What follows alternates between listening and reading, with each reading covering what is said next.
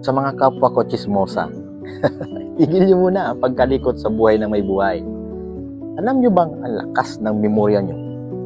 Naaalala niyo kung sino yung nanganak noong 2004, 2020, 2023? Kung sino ang may utang sa tindahan? At kung ilang beses nagpalit ng diyowa si Marites? Di ba? Kung yan ay ginamit niyo sa pag-aaral, baka may PhD na kayo sa investigasyon. Pero seryoso, kung kaya niyo maglaan ng energy sa kwento ng iba, mas kaya niyong gumawa ng sarili niyong success story. Chismis ay pansamantala, pero pagpapabuti sa sarili habang buhay ang epekto. Kaya next time, na may gustong ilabas na chika, tanong mo muna, makakatulong ba ito sa buhay ko? Kung hindi, payo ko sa iyo, kaibigan, magnegosyo ka na lang, mare. Mas may kita ka pa. Di ba?